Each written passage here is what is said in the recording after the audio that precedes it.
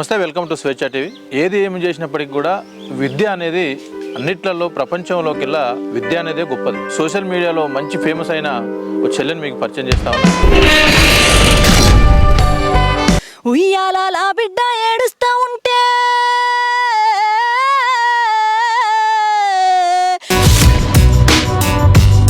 ఆడపిల్లలు సొసైటీలో తిరగాలంటే తల్లిదండ్రులు కొంత ఆలోచిస్తూ ఉంటారు. అయితే ఎందుకు మీ తల్లిదండ్రులు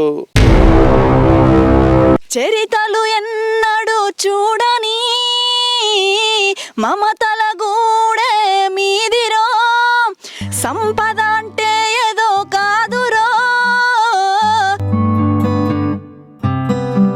మా కోసం మమ్మీ డాడీ చాలా కష్టపడుతూ ఉంటారు, ముగ్గురం ఆడపిల్లలమైనందుకు. ఝాన్సీ వాళ్ళ నాన్నకి వాట్సాప్ చెప్పాల్సిందే. ముగ్గురు ఆడపిల్లల్ని కూడా నన్ను గన్న తల్లులారా, తెలుగు తల్లి పల్లెలారా, మీ పాటనై వస్తున్నానమ్మో మాయమ్మాలారా, మీ పాదాల. అన్న, నా గోలు ఎస్ఐ కావడం అన్న.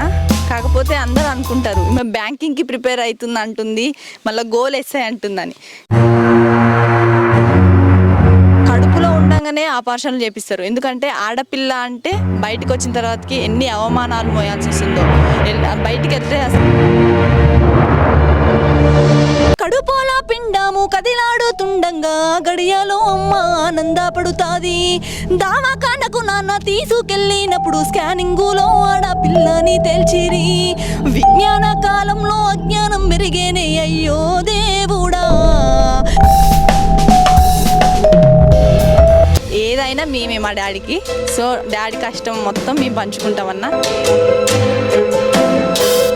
నా వంతు నేను ప్రజలకు ఎంతో కొంత కృషి చేయాలి. ఆడపిల్లలు దేంట్లో తక్కువ కాదు. ఆడపిల్లలకు ఏదో ఒక అండగా నేనుంటా ఎప్పటికైనా. దచ్చన్న వారిట్లా ధనమున్నదాని, ధనము చూసి నన్ను దారాబోసినవా, ధనము చూసి నన్ను. సినిమాలో యాక్షన్ అంటే నాకు అంత ఇంట్రెస్ట్ లేదన్నా. ఒకవేళ మూవీలో